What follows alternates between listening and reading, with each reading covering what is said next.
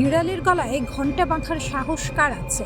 দশকের পর দশক ধরে পশ্চিমা আধিপত্যের চাকার নিচে পিষ্ট হতে হতে বিশ্বের কোটি কোটি মানুষ এই প্রশ্নটাই মনে মনে পুষে রেখেছিলেন। আজ সেই প্রশ্নের জবাব দিতে এগিয়ে এসেছে পারস্য উপসাগরের এক অদম্য দেশ ইরান। শুধু এগিয়ে আসেনি, বুক চিতিয়ে দাঁড়িয়েছে। আর সেই বুকের ভেতর থেকে বেরিয়ে আসছে এমন এক হুঙ্কার, যার কম্পন অনুভব করছে ওয়াশিংটন থেকে তেল আবিব। ইরানের পার্লামেন্টের জাতীয় নিরাপত্তা ও পররাষ্ট্র নীতি কমিশনের মুখপাত্র ইব্রাহিম রাজাই সোশ্যাল মিডিয়ায় মাত্র একটি বাক্য লিখেছেন, কিন্তু সেই একটি বাক্যই যেন বিশ্ব রাজনীতির বুকে আগ্নেয়গিরির লাভা ঢেলে দিয়েছে। তিনি বলেছেন, ইরানের ওপর আবার হামলা হলে 90% পর্যন্ত ইউরেনিয়াম সমৃদ্ধকরণ হতে পারে। শুনতে প্রযুক্তিগত মনে হলেও এই 90% সংখ্যাটি আন্তর্জাতিক পরমাণু শক্তি সংস্থার ভাষায় অস্ত্রমানের ইউরেনিয়ামের একেবারে দোরগোড়ায় দাঁড়িয়ে থাকার সংকেত। অর্থাৎ তেহরান এবারে সরাসরি বলে দিচ্ছে, পারমাণবিক অস্ত্রের চাবিকাঠি তাদের হাতের কাছেই আছে, শুধু তালা খোলার অপেক্ষা। এতদিন ইরান সবসময় বলে এসেছে তাদের পারমাণবিক কর্মসূচি শান্তিপূর্ণ, বিদ্যুৎ উৎপাদন, চিকিৎসা গবেষণা, বৈজ্ঞানিক উন্নয়নের জন্য। কিন্তু এখন সেই আনুষ্ঠানিক ভাষ্যের মুখোশ সরিয়ে তেহরান যে বার্তা দিচ্ছে তা স্পষ্ট। এটি শক্তির ভাষা, এটি ভয় দেখানোর ভাষা, এটি এমন এক বার্তা যেখানে ইরান বলতে চাইছে, আমরা আর থামব না। ইরান কখনোই তাদের পারমাণবিক ও ক্ষেপণাস্ত্র কর্মসূচি থেকে এক চুলও পিছিয়ে আসবে না। ইরানের জনগণ যেভাবে স্থল, আকাশ ও সমুদ্র সীমা রক্ষা করে, ঠিক তেমনিভাবেই রক্ষা করবে দেশের পারমাণবিক ও মিসাইল প্রযুক্তি। ইরান বলছে, পারস্য উপসাগরে অস্থিতিশীলতার মূল কারণই হচ্ছে মার্কিন সামরিক উপস্থিতি। তেহরান কটাক্ষ করে বলেছে, মার্কিন ঘাঁটিগুলো এতটাই দুর্বল যে নিজেদের নিরাপত্তাই নিশ্চিত করতে পারছে না, অন্যদের নিরাপত্তা দেবে কিভাবে? পার্লামেন্ট স্পিকার মোহাম্মদ বাঘের গালিবাফ এই উত্তপ্ত পরিস্থিতিতে আরেক দফা ঠান্ডা জল ঢেলে দিয়েছেন প্রতিপক্ষের ঘাড়ে। তিনি স্পষ্ট বলেছেন, ইরানের সশস্ত্র বাহিনী এখন পুরোপুরি প্রস্তুত। যে কোনো উস্কানি, যে কোনো হামলা, যে কোনো আকস্মিক আক্রমণের জন্য বিকল্প পরিকল্পনাও তৈরি। আর সেই পরিকল্পনা দেখলে প্রতিপক্ষ বিস্মিত হবে। গত ফেব্রুয়ারিতে যুক্তরাষ্ট্র ও ইসরায়েলের যৌথ হামলার পর পরিস্থিতি যখন দ্রুত বদলে যাচ্ছিল, তেহরান পাল্টা জবাবে শুধু ইসরায়েল নয়, উপসাগরীয় অঞ্চলে মার্কিন মিত্রদের লক্ষ্য করে অভিযান শুরু করে। এরপর যখন হরমুজ প্রণালী বন্ধ হয়ে গেল, তখন বিশ্ব বুঝে গেল এটি কেবল আঞ্চলিক সংঘাত নয়, এটি বৈশ্বিক অর্থনীতির টুটি চেপে ধরার ক্ষমতার লড়াই। পাকিস্তানের মধ্যস্থতায় এপ্রিলে অস্থায়ী যুদ্ধবিরতি হলেও মূল প্রশ্নগুলো অমীমাংসিতই রয়ে গেছে। দুই পক্ষ প্রকাশ্যে কঠোর অবস্থানে অনড়। এক পক্ষ বলছে পিছাবে না, অন্য পক্ষ বলছে ভয় পায় না। আর এই দুই জেদের মাঝখানে বিশ্বের তেলের বাজার, শিপিং রুট আর বৈশ্বিক নিরাপত্তা সবই যেন ঝুলে আছে এক সুতোয়। যুক্তরাষ্ট্র ভেবেছিল চাপ বাড়ালেই ইরান নরম হবে, কিন্তু মধ্যপ্রাচ্যের এই অদম্য ঘোড়া উল্টো বার্তাই দিল, যুদ্ধ চায় না, কিন্তু যুদ্ধ চাপিয়ে দিলে জবাব হবে দাঁত ভাঙা। ইরানের হুঙ্কারে আজ ওয়াশিংটন যেন ভেজা বিড়াল, না পারছে পাল্টা হুমকি দিতে, না পারছে সরাসরি হামলায় যেতে। পরাশক্তির তালিকায় নতুন নাম লেখানোর দ্বার প্রান্তে দাঁড়িয়ে ইরান। ইসরায়েল আর আমেরিকার দুঃস্বপ্ন এবার বাস্তব রূপ নিতে চলেছে কি?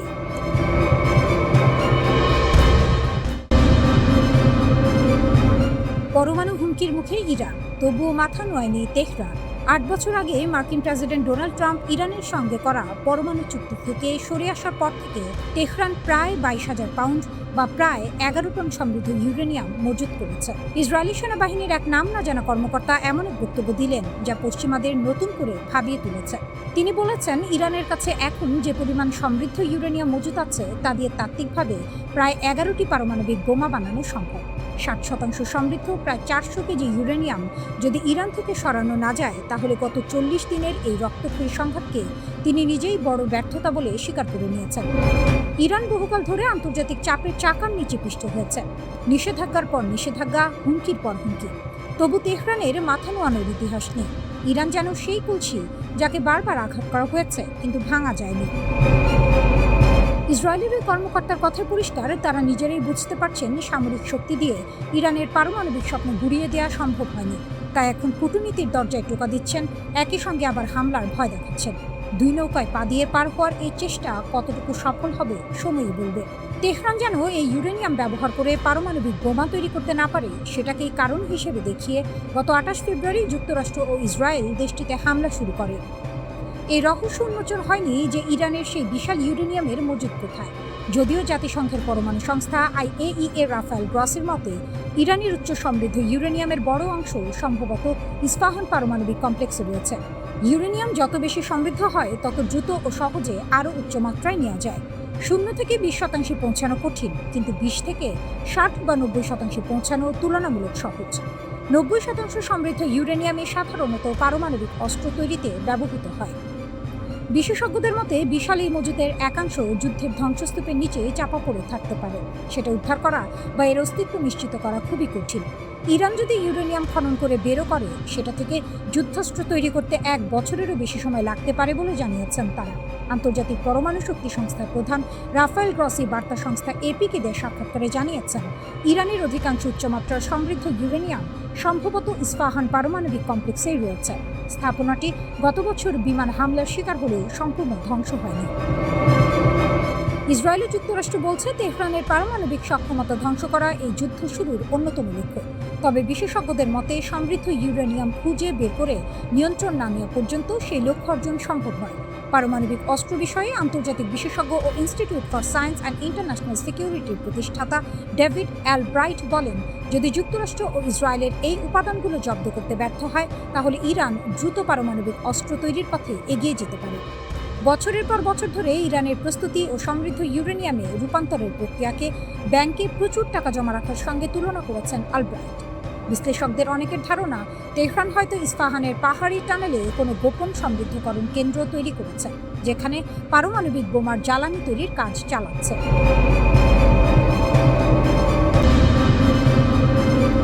যখন বিশ্বের সবচেয়ে শক্তিশালী দেশটি একের পর এক চাপ দিয়ে চলেছে, তখন ইরান হাতের তাস স্পষ্ট করে টেবিলে রেখে দিয়েছে। আমাদের কাছে 90% সমৃদ্ধ ইউরেনিয়ামের রাস্তা খোলা আছে, ইরানের হুমকি। ইরানের পার্লামেন্টের জাতীয় নিরাপত্তা কমিশনের মুখপাত্র ইব্রাহিম রেজাই সামাজিক মাধ্যমে সরাসরি জানিয়ে দিয়েছেন, আবারও হামলা হলে 90% পর্যন্ত ইউরেনিয়াম সমৃদ্ধকরণ পার্লামেন্টে পর্যালোচনা করা হবে। 90% মানে অস্ত্রগ্রে, যে দোরগোড়ায় পা রাখলে বিশ্বের সমীকরণ পাল্টে যায়। ইরান সেই দোরগোড়ায় দাঁড়িয়ে আছে, ভেতরে ঢোকেনি, কিন্তু বলছে দরজা আমার হাতে। এই বার্তাটি বুঝতে হলে পেছনের ইতিহাস মাথায় রাখতে হবে। 2015 সালে 6 বিশ্বশক্তির সঙ্গে ইরান একটি পারমাণবিক চুক্তি স্বাক্ষর করেছিল। বিনিময়ে মিলেছিল নিষেধাজ্ঞায় কিছুটা শিথিলতা। কিন্তু ট্রাম্প তার প্রথম মেয়াদে সেই চুক্তি থেকে একতরফাভাবে বেরিয়ে গেলেন। সাপও গেল, লাঠিও গেল। ইরান পেল কি? শূন্য হাত আর পুরনো নিষেধাজ্ঞা।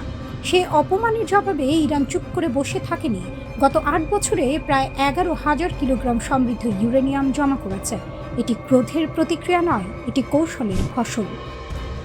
আন্তর্জাতিক পরমাণু শক্তি সংস্থা IAEA বলছে, ইরানের কাছে এখন প্রায় 441 কিলোগ্রাম 60% সমৃদ্ধ ইউরেনিয়াম আছে। প্রযুক্তিগত অর্থে ইরান এক পা পিছিয়ে দাঁড়িয়ে আছে, আর সেই এক পায়েরই দূরত্বই তার সবচেয়ে বড় শক্তি। ওয়াশিংটন এখন চাইছে, সেই মজুদ এখনই সরাও, এখনই ধ্বংস করো, ঘরে বসে সমৃদ্ধকরণ বন্ধ করো, যেন কাউকে নিরস্ত্র করে তারপর তার সঙ্গে দর কষাকষি করা হবে। ইরান সেই ফাঁদে পা দিতে রাজি নয়। তেহরানের বক্তব্য স্পষ্ট, আগে যুদ্ধ আনুষ্ঠানিকভাবে শেষ হোক, নিষেধাজ্ঞা উঠুক, তারপর পারমাণবিক প্রশ্ন। ট্রাম্প ইরানের সর্বশেষ কূটনৈতিক প্রস্তাবকে আবর্জনা বলেছেন, পুরোটা না পড়েই। অথচ সেই প্রস্তাবে ছিল মজুদের একাংশ লঘু করা এবং বাকি অংশ তৃতীয় দেশে সামরিক স্থানান্তরের প্রস্তাব, যা নেহাত কম ছাড় নয়। কিন্তু যার মনে আপোষ নেই, তার কানে সমঝোতার কথা ঢোকে না। ট্রাম্প বলছেন, যুদ্ধবিরতি এখন লাইফ সাপোর্টে, কিন্তু যে রোগী নিজের পায়ে হাঁটতে পারে তাকে লাইফ সাপোর্টের ভয় দেখানো যায় না। ইরানের পাল্টা বক্তব্য এসেছে মুখপাত্র বাগাইর কণ্ঠে, আমাদের অবস্থান সার্বভৌমত্বের, আঞ্চলিক স্থিতিশীলতার এবং ইরানি জনগণের স্বার্থে। যখন লড়তে বাধ্য করা হবে, লড়ব। এই বাক্যে কোনো আস্ফালন নেই। এতে আছে সেই শান্ত দৃঢ়তা যা আসে দশকের পর দশক চাপ সহ্য করে টিকে থাকার অভিজ্ঞতা থেকে। ইস্পাহান পারমাণবিক কেন্দ্রে গত বছর বিমান হামলা হয়েছে, এবছরও হয়েছে। IAEA বলছে, সেই মজুদের বেশিরভাগ এখনও সেখানেই থাকতে পারে, তবে নিশ্চিত নয়। এই অনিশ্চয়তাই ইরানের সবচেয়ে বড় কূটনৈতিক হাতিয়ার। যে মজুদের অবস্থান জানা নেই, যে শক্তির সীমা অনুমান করা কঠিন, সেই শক্তিকে ভয় করতে হয়। প্রেসিডেন্ট পেজিশকিয়ান বলেছেন, তেহরানে শত্রুর সামনে মাথা নোয়াবে না। ইরান বছরের পর বছর নিষেধাজ্ঞার শিকলে বাঁধা ছিল, অর্থনীতি কাহিল হয়েছে, তরুণ প্রজন্ম দিশাহারা হয়েছে, তবু দেশটি ভেঙে পড়েনি। যে গাছ ঝড়ের মুখে ভাঁজ হয় কিন্তু উপড়ে যায় না, সে গাছকে দুর্বল বলা যায় না। হরমুজ প্রণালীতে ইরানের নৌবাহিনী মার্কিন যুদ্ধজাহাজকে পথ পাল্টাতে বাধ্য করেছে বলে দাবি উঠেছে। ওয়াশিংটন নীরব, কারণ মিথ্যা হলে জবাব আসত।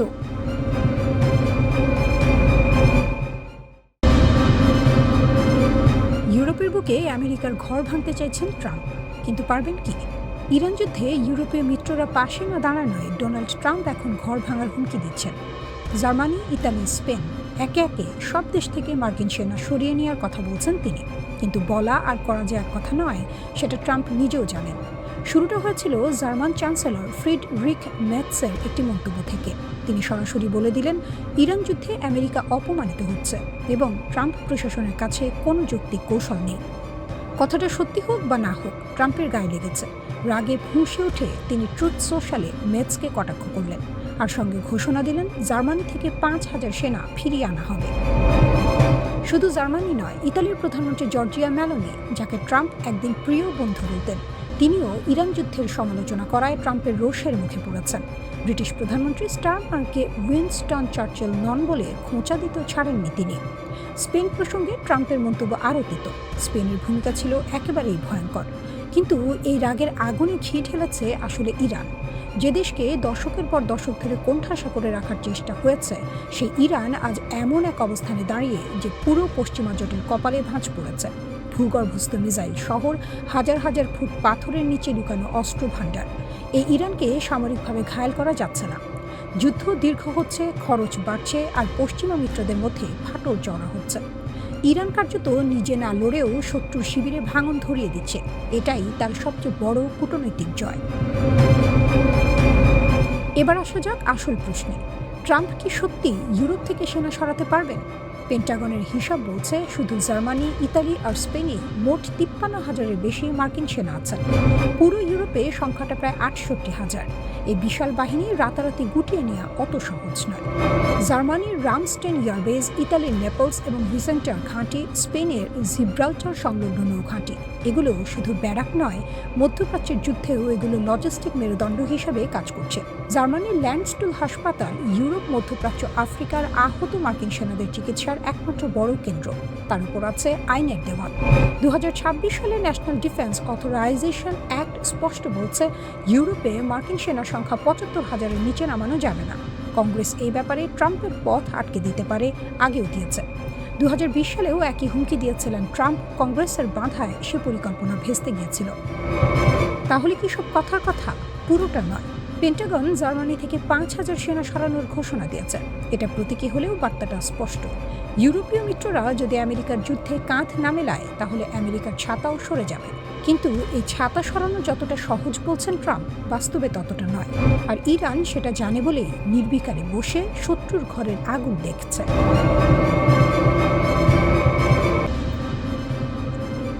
তেহরানের গোপন অস্ত্রভাণ্ডার ওয়াশিংটনের ঘুম কেড়েছে। মধ্যপ্রাচ্যের আকাশে এখন যুদ্ধের মেঘ। পারস্য উপসাগরে 3টি মার্কিন বিমানবাহী রণতরী নোঙর ফেলে বসে আছে। 12টি যুদ্ধজাহাজ, 200-রও বেশি যুদ্ধ বিমান, 15,000 সেনা। কাগজে কলমে এই শক্তি অপ্রতিরোধ্য, কিন্তু ওয়াশিংটনের কপালে এখনও চিন্তার ভাঁজ। কারণ যার মুখোমুখি হতে হচ্ছে সে কাঁচা খেলোয়াড় নয়। তেহরান দশকের পর দশক ধরে এই দিনের জন্যই তৈরি হয়েছে। প্রশ্নটা সহজ, উত্তরটা জটিল। ইরানের কাছে আসলে কি আছে? রিয়ার অ্যাডমিরাল শাহরাম ইরানি সম্প্রতি রহস্যের পর্দা একটুখানি সরিয়ে বললেন, এমন একটি অস্ত্র শীঘ্রই শত্রুদের মুখোমুখি হবে যাকে নিয়ে তারা গভীরভাবে ভয় পায়, আর সেটা তাদের পাশেই মোতায়েন রয়েছে। কি সেই অস্ত্র খোলাসা করেননি তিনি, কিন্তু এই নীরবতাই যেন হাজার কথা বলে। ইরানের সর্বোচ্চ নেতা জানিয়েছেন, পারমাণবিক ও ক্ষেপণাস্ত্র কর্মসূচি আমাদের জাতীয় সম্পদ। সামুদ্রিক, স্থল ও আকাশসীমার মতোই আমরা এটি রক্ষা করব। মিসাইলের হিসাবটা এখানে গুরুত্বপূর্ণ।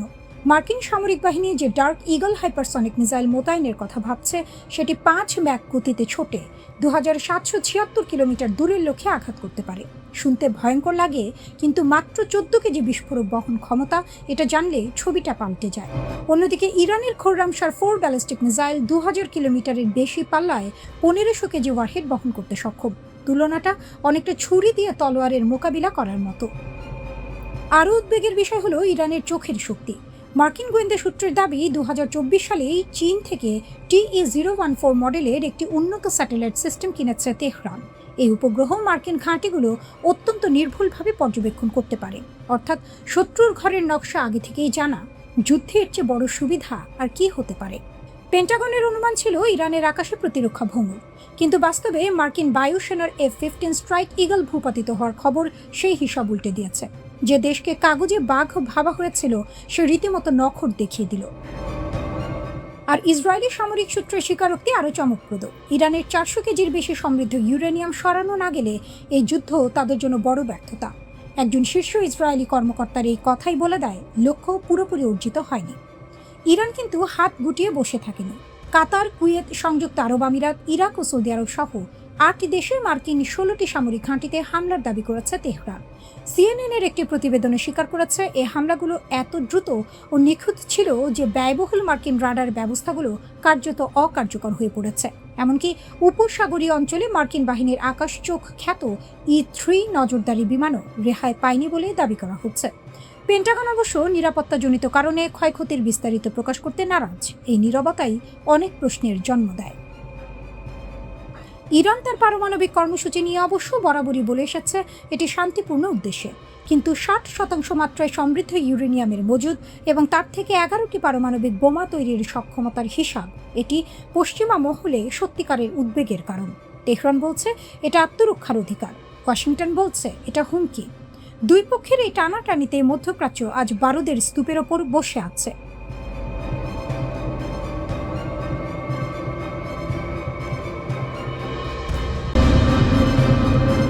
যুদ্ধবিরতির আড়ালে ইরানের গোপন খেলা। ধ্বংসস্তূপের মাঝে দাঁড়িয়ে ইরান কুড়িয়ে নিচ্ছে শত্রুর অস্ত্র, আর সেই অস্ত্রকেই বানাচ্ছে নিজের ঢাল তলোয়ার। ইসরায়েল আর আমেরিকার টানা 40 দিনের বোমা বর্ষণ থামতে না থামতে ইরানের Islamic revolutionary guard corps IRGC মাঠে নেমে পড়েছে। দক্ষিণের হরমুজগান প্রদেশ থেকে শুরু করে রাজধানী তেহরানের দোরগোড়া পর্যন্ত তারা কুড়িয়ে নিচ্ছে অবিস্ফোরিত আমেরিকান ক্ষেপণাস্ত্র, বাংকার বাস্টার বোমা, হাজার হাজার ছোট গোলাবারুদ। এগুলো গুদামে পাঠানো হচ্ছে না, পাঠানো হচ্ছে গবেষণাগারে। লক্ষ্য একটাই, শত্রুর অস্ত্রকে ভেঙে বুঝে নাও, তারপর নিজেই বানাও। এটা ইরানের নতুন কোনো কৌশল নয়, পুরনো খেলাই নতুন মাঠে চলছে। 2011 সাল আমেরিকার সবচেয়ে গোপন স্টেলথ ড্রোন RQ-170 ইরানের হাতে পড়েছিল। তেহরান সেটাকে রিভার্স ইঞ্জিনিয়ার করে নিজস্ব ড্রোন বাহিনী গড়ে তুলেছে, হক ক্ষেপণাস্ত্রের নকল বানিয়েছে। দশকের পর দশক ধরে আন্তর্জাতিক নিষেধাজ্ঞার চাপে পিষ্ট হয়ে ইরান শিখে গেছে এক অদ্ভুত বিদ্যা, অভাব থেকে উদ্ভাবন। কিন্তু এবার পরিস্থিতি আলাদা। এবার হাতে এসেছে আমেরিকার সবচেয়ে আধুনিক অস্ত্র, Tomahawk cruise missile AGM-158 MQ-9 drone. IRGC ঘনিষ্ঠ সংবাদ মাধ্যম স্টুডেন্ট নিউজ নেটওয়ার্ক এই যুদ্ধকে সরাসরি বলছে ইরানের প্রতিরক্ষা শিল্পের গবেষণাগার, আর অবিস্ফোরিত এই অস্ত্রগুলোকে বলছে অনাকাঙ্ক্ষিত উপহার। শত্রুর ফেলে যাওয়া বোমাকে উপহার বলছে ইরান। গত 8 এপ্রিল যুদ্ধবিরতি ঘোষণা হয়েছে, কিন্তু ইরানের সেনাবাহিনীর মুখপাত্র ব্রিগেডিয়ার জেনারেল মোহাম্মদ আকরামিনিয়া টেলিভিশনে স্পষ্ট ভাষায় বলে দিয়েছেন এটা চলমান যুদ্ধাবস্থা। বিরতি নয়, শ্বাস নেওয়ার মুহূর্ত। তার ভাষায়, নতুন আগ্রাসন হলে ইরান জবাব দেবে নতুন সরঞ্জাম নিয়ে, নতুন ফ্রন্ট থেকে। একই সঙ্গে তিনি দাবি করেছেন কুয়েতের ক্যাম্প বুফরিং-এ মার্কিন ঘাঁটিতে ইরানের যুদ্ধবিমান সফলভাবে হামলা চালিয়েছে। মাটির নিচের ক্ষেপণাস্ত্র সাইলোগুলো আবার সচল হচ্ছে, ক্ষতিগ্রস্ত লঞ্চার মেরামত হচ্ছে, নতুন যুদ্ধের অভিজ্ঞতা নিয়ে সেনাদের আবার প্রশিক্ষণ দেওয়া হচ্ছে। এমনকি NBC নিউজ মার্কিন কর্মকর্তাদের বরাত দিয়ে জানাচ্ছে ইরান এই যুদ্ধবিরতির সময়টাকে ব্যবহার করছে তাদের ক্ষেপণাস্ত্র ও ড্রোন ভান্ডার দ্রুত পুনরায় পূর্ণ করতে। কট্টরপন্থী দৈনিক কায়হান এর প্রধান সম্পাদক হোসাইন শরীয়ত মারদারি আরও এক ধাপে গিয়ে বলছেন শুধু রিভার্স ইঞ্জিনিয়ারিং নয়, এই প্রযুক্তি চীন ও রাশিয়ার সঙ্গে ভাগ করে নিতে হবে। মানে উদ্ধার করা আমেরিকান অস্ত্র এখন কূটনীতির হাতিয়ার, বৃহৎ শক্তির সঙ্গে দর কষাকষির তাস। তেহরানের কর্মকর্তা এহসান খরামিদ এই পুরো প্রক্রিয়াকে বলছেন প্রযুক্তির উৎকর্ষের যুদ্ধের শুরু। তার দাবি এই অবিস্ফোরিত অস্ত্রগুলো পশ্চিমা সামরিক প্রযুক্তির গোপন স্তর খুলে দেবে। ইরান আজ যা করছে সেটা নতুন কিছু নয়, তবে মাত্রাটা নতুন। দশকের পর দশক নিষেধাজ্ঞায় কোণঠাসা হয়ে ইরান এক বিচিত্র সামরিক সংস্কৃতি তৈরি করেছে, যেখানে সীমাবদ্ধতাই উদ্ভাবনের জ্বালানি। শত্রুর বোমা পড়লে কুড়িয়ে নেয়, শত্রুর ড্রোন আটকালে জাদুঘরে রাখে না, ভেঙে দেখে। তেহরান যখন প্রকাশ্যে বলছে এটা যুদ্ধাবস্থা, যখন বলছে নতুন ফ্রন্ট থেকে জবাব দেবে, তখন এই যুদ্ধবিরতি আসলে শান্তির পথ নয়, পরের রাউন্ডের প্রস্তুতি পর্ব।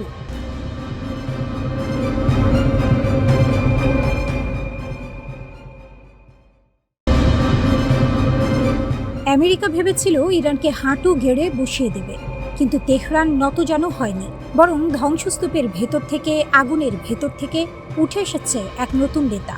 শরীরে পোড়ার দাগ, মুখে ক্ষত, কিন্তু চোখে এমন এক দৃঢ়তা যা দেখে ওয়াশিংটনের ঘুম উড়ে গেছে। তার নাম মোস্তাবা খামেনি। 28 ফেব্রুয়ারি যে হামলায় তার বাবা আলী খামেনি নিহত হন, সে একই হামলায় আহত হন মোস্তফা। মুখে, বাহুতে, বুকে, কোমরে, শরীরের একাধিক জায়গায় গভীর ক্ষত।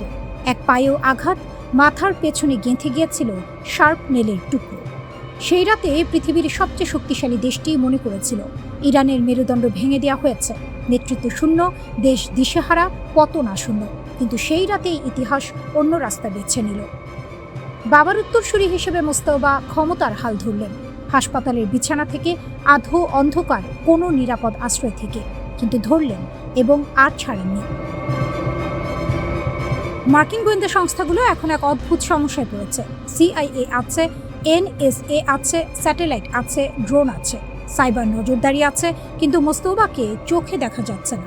কারণটা সহজ, তিনি কোনো ইলেকট্রনিক ডিভাইস ছুঁয়ে দেখছেন না। ফোন নেই, ইমেল নেই, ইন্টারনেট নেই। বার্তা যায় বিশ্বস্ত দূতের হাত দিয়ে, সিদ্ধান্ত জানা যায় সামনাসামনি বৈঠকে, ঠিক যেন মধ্যযুগের কোনো রণকৌশলী যাকে আধুনিক প্রযুক্তি দিয়ে ধরা যায় না। CNN একাধিক মার্কিন কর্মকর্তার বরাত দিয়ে জানিয়েছে, আমেরিকা এখন যা জানছে মোস্তফা সম্পর্কে তার পুরোটাই পরোক্ষ। যারা তার সঙ্গে দেখা করছেন তাদের কথা থেকে, যারা বার্তা বহন করছেন তাদের মুখ থেকে। এখানেই আরেকটা ভয় ঢুকে গেছে ওয়াশিংটনের মাথায়। কিছু গোয়েন্দা বিশ্লেষক সন্দেহ করছেন ইরানের ভেতরে কেউ কেউ হয়তো মোস্তফার নাম ভাঙিয়ে নিজের এজেন্ডা চালাচ্ছে। মোস্তফার কর্তৃত্বের আড়ালে আসলে কার হাত? এই প্রশ্নের উত্তর এখনো অজানা। ইরানের সংসদ ঘোষণা দিয়েছে যুক্তরাষ্ট্রের সঙ্গে সব কূটনৈতিক সিদ্ধান্তের চাবিকাঠি এখন একজনের হাতে, মোস্তাবা খামেনি। যুদ্ধ করবেন কি সন্ধি করবেন, পারমাণবিক আলোচনায় যাবেন কি যাবেন না, সব এক মানুষের কলমের ডগায়। জাতীয় নিরাপত্তা কমিটির এক সদস্য সাফ বলে দিলেন, সর্বোচ্চ নেতার রায়ই চূড়ান্ত। আইনসভা এবং নির্বাহী বিভাগ সম্পূর্ণভাবে তার বিচারের ওপর ন্যস্ত। এ বিষয়ে কোনো মতভেদ নেই। এই কেন্দ্রীভূত ক্ষমতা ইরানের জন্য দুধারী তলোয়ার। একদিকে বাইরের জগতে একটা সুসংগত, অবিভক্ত মুখ উপস্থাপন করা যাচ্ছে। ট্রাম্প প্রশাসনকে বিভ্রান্ত করার কোনো সুযোগ নেই। কোনো মধ্যপন্থী কণ্ঠস্বর নেই যাকে টেনে আলাদা করা যাবে। কোনো ব্যাক চ্যানেল নেই যেখানে আলাদা কথা বলা যাবে। এদিকে মোস্তাবার পক্ষ থেকে বিবৃতি এলো, পারমাণবিক কর্মসূচি থেকে এক চুলও সরবেন না, ক্ষেপণাস্ত্র ছাড়বেন না। হরমুজ প্রণালীতে আমেরিকানদের একমাত্র জায়গা পারস্য উপসাগরের তলদেশে। এটা পরাজিতের ভাষা নয়। ইরানের প্রেসিডেন্ট মাসুদ পেজেশকিয়ান জানালেন, তিনি সম্প্রতি মোস্তাবার সঙ্গে দেখা করেছেন। কখন সেটা বললেন না, কিন্তু বললেন যে আমাকে সবচেয়ে বেশি আকর্ষণ করেছে তা হলো তার দূরদর্শিতা এবং বিনম্র, আন্তরিক দৃষ্টিভঙ্গি। আর মোস্তাবার মুখপাত্র ভিড়ের সামনে দাঁড়িয়ে বললেন, শত্রু গুজব ছড়াচ্ছে, তাকে দেখতে চাইছে, খুঁজে বের করতে চাইছে, কিন্তু ধৈর্য ধরুন, সময় হলে তিনি নিজেই কথা বলবেন।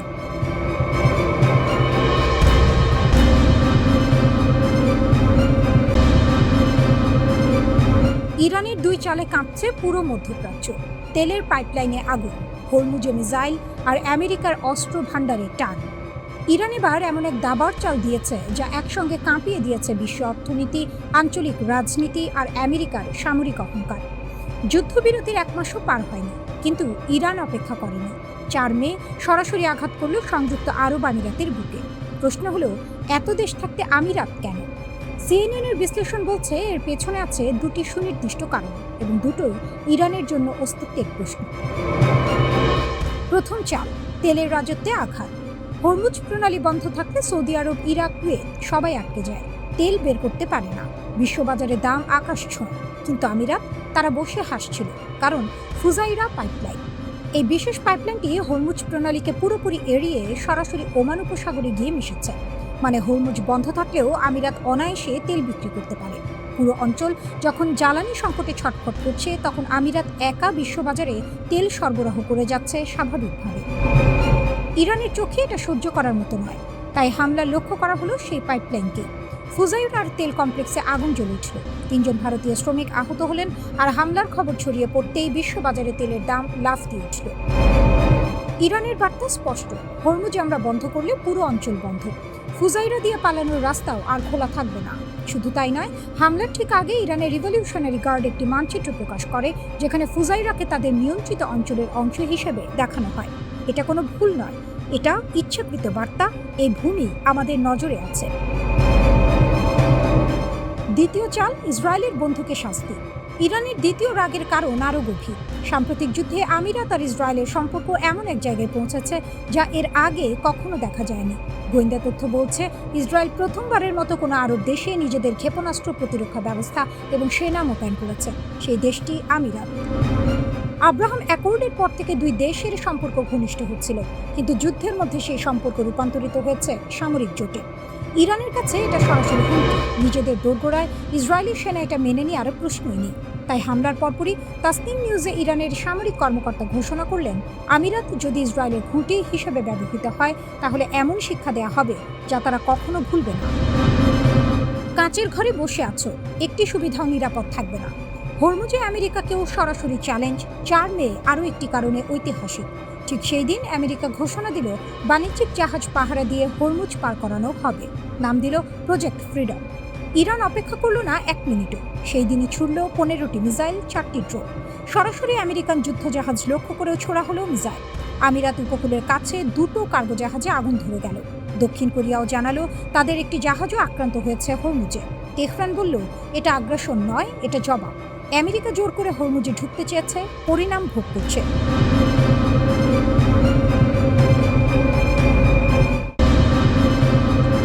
রিজার্ভ ইঞ্জিনিয়ারিং এর ফাঁদে আমেরিকা, ঘুঁটি সাজাচ্ছে তেহরান। যুদ্ধের ময়দানে শত্রুর অস্ত্র কুড়িয়ে নিয়ে সেই অস্ত্রেই শত্রুকে ঘায়েল করার স্বপ্ন দেখছে ইরান। অবিস্ফোরিত মার্কিন ক্ষেপণাস্ত্র আর ড্রোনের ধ্বংসাবশেষ এখন তেহরানের হাতে যেন সোনার খনি। টমাহক ক্ষেপণাস্ত্র, AGM-158 এবং MQ-9 ড্রোন সহ বেশ কয়েকটি মার্কিন অস্ত্র ইরানের মাটিতে অকেজো হয়ে পড়েছে। সেগুলো এখন ইরানি প্রকৌশলীদের গবেষণাগারে নিভৃতে কথা বলছে। কট্টরপন্থী কায়হান পত্রিকার এডিটর ইন চিফ শরিয়ত মাদারি সোজা সাপটা বলে দিয়েছেন, এই প্রযুক্তি শুধু গোলা বারুদের গুদামে আটকে রাখলে চলবে না, চীন ও রাশিয়ার সঙ্গে ভাগ করে নিতে হবে। অর্থাৎ একটি ত্রিভুজ তৈরি হচ্ছে, যে ত্রিভুজের কেন্দ্রে বসে ইরান ভূ রাজনীতির নতুন সমীকরণ লিখতে চায়। রাষ্ট্রীয় টেলিভিশনের উপস্থাপক দর্শকদের আশ্বস্ত করেছেন অদ্ভুত এক ভাষায়, অবিস্ফোরিত ক্ষেপণাস্ত্রগুলো রিভার্স ইঞ্জিনিয়ারিং করে ফিরিয়ে দেওয়া হবে উপহার হিসেবে। কার উপহার, কাকে, সেটা বলার অপেক্ষা রাখে না। শত্রুর তীরে শত্রুকে বিঁধে দেওয়ার এই পরিকল্পনা নতুন নয় ইরানের কাছে। 2011 সালে RQ-170 ড্রোন ধরে ফেলা এবং মার্কিন হক ক্ষেপণাস্ত্রের অনুকরণ করে অস্ত্র তৈরির ইতিহাস ইরানের ঝুলিতে আগে থেকেই আছে। তেহরান সিটি কর্পোরেশনের কর্মকর্তা এহসান খারামিদ ঘটনাটিকে কেবল সামরিক সাফল্য বলতে নারাজ। তার ভাষায় এটি একটি বুদ্ধিবৃত্তিক যুদ্ধের সূচনা। উদ্ধার করা সরঞ্জামগুলো নাকি মার্কিন প্রযুক্তির এমন গোপন স্তর উন্মোচন করতে পারে যা এতদিন পর্দার আড়ালে ছিল। অর্থাৎ রণক্ষেত্রের ধুলোয় মিশে যাওয়া প্রতিটি অবিস্ফোরিত ক্ষেপণাস্ত্র ইরানের চোখে একটি খোলা বই। মধ্যপ্রাচ্য বিশ্লেষক এহসান তার দাসী হিসাব কষেছেন অন্যভাবে। তার মতে এই পরিস্থিতিতে যুক্তরাষ্ট্রকে নতুন অস্ত্র তৈরিতে $1 বিলিয়ন ঢালতে হবে। অনুকরণ ঠেকাতে প্রযুক্তির নকশা বদলাতে হবে বারবার। সামরিক পরিকল্পনায় আনতে হবে আমূল পরিবর্তন। সহজ কথায়, আমেরিকার পকেটে হাত দিয়েছে ইরান, আর হাতটা বেশ গভীরে ঢুকেছে। কট্টরপন্থী ও সরকারপন্থী অনলাইন মহলে উৎসবের আমেজ। আমাদের জন্য ভালো খবর, আমাদের জন্য খারাপ খবর, এই স্লোগান ছড়িয়ে পড়েছে সামাজিক মাধ্যমে। কেউ কেউ আবার এক ধাপ এগিয়ে ভবিষ্যৎবাণী করছেন, উদ্ধার করা প্রযুক্তির ব্যাপক উৎপাদন শুরু হবে শিগগিরই। কিন্তু এই উৎসবের আড়ালে প্রশ্নটা থেকেই যায়, রিভার্স ইঞ্জিনিয়ারিংয়ের স্বপ্ন আর বাস্তবতার মধ্যে ফারাকটা কতটুকু? ক্ষেপণাস্ত্রের বাইরের খোল পাওয়া আর ভেতরের প্রযুক্তি আয়ত্ত করা, এ দুটো এক কথা নয়। তবু তেহরান আজ সেই বাজি ধরেছে, শত্রুর অস্ত্র কাঁধে তুলে নিয়ে শত্রুর দিকেই তাক করছে ইরান।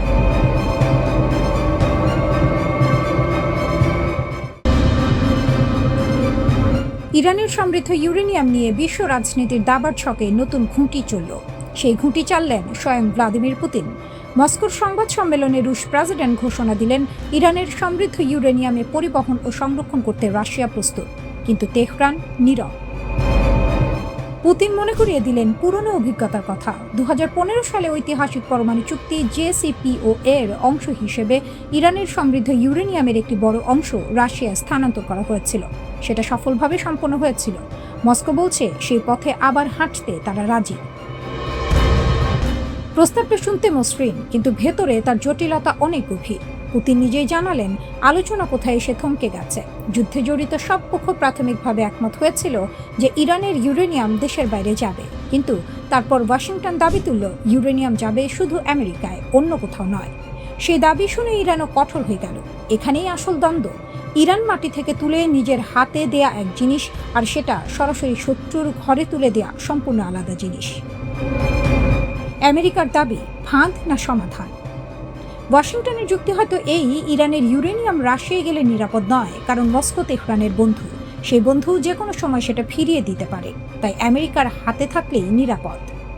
কিন্তু ইরানের দৃষ্টিকোণ থেকে ভাবুন, নিজের পরমাণু কর্মসূচির সবচেয়ে মূল্যবান সম্পদ, যেটি বছরের পর বছর ধরে নিষেধাজ্ঞা সহ্য করে, চাপ সামলে, প্রযুক্তি উদ্ভাবন করে তৈরি করা হয়েছে, সেটি এমন একটি দেশে পাঠাবে যে দেশ বারবার তাকে আক্রমণের হুমকি দিয়েছে, তার পরমাণু বিজ্ঞানীদের হত্যা করেছে, তার অবকাঠামোতে সাইবার হামলা চালিয়েছে। এটা সমাধান নয়, এটা আত্মসমর্পণ। ইরান তাই কঠোর হয়ে গেছে। পুতিনের প্রস্তাবে কার লাভ? রাশিয়ার এই প্রস্তাব নিছক মানবিক সাহায্যের হাত বাড়ানো নয়, এর পেছনে আছে কৌশলের ঠান্ডা হিসাব।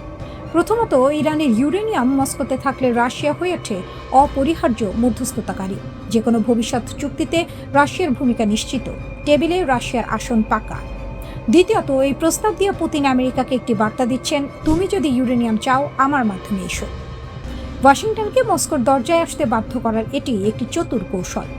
তৃতীয়ত, কাস্পিয়ানের গোপন সরবরাহ পথ দিয়ে ড্রোনের যন্ত্রাংশ পাঠানোর পর ইরানের ইউরেনিয়াম গ্রহণের ঘোষণা। এটি রাশিয়া ইরান ঐক্যকে আরও দৃশ্যমান করে তুলল। বিশ্বকে বুঝিয়ে দেওয়া হলো, এই জুটি কেবল বাগাড়ম্বর নয়, এটি কার্যকর অংশীদারিত্ব। তেহরান তাৎক্ষণিক কোনো মন্তব্য করেনি। অনেকে এই নীরবতাকে দুর্বলতা মনে করতে পারেন, কিন্তু এটি ইরানের পুরনো কৌশল। হরমুজে যখন আমেরিকান ডেস্ট্রয়ার তাড়া করে, তখন ইরান লাউডস্পিকারে হুঙ্কার দেয়। আবার যখন কূটনৈতিক টেবিলে সুবিধাজনক অবস্থানে থাকার প্রয়োজন, তখন চুপ থাকে। কথার জবাব না দিলে প্রতিপক্ষ অনুমানের মধ্যে ঘোরে। অনিশ্চয়তাই ইরানের কূটনৈতিক অস্ত্র। পুতিনের প্রস্তাব ইরানের জন্য একটি দরজা খুলে দিয়েছে। সে দরজা দিয়ে ইরান ঢুকবে কিনা, কখন ঢুকবে, কী শর্তে ঢুকবে, সেটা তেহরান ঠিক করবে নিজের সময় মতো।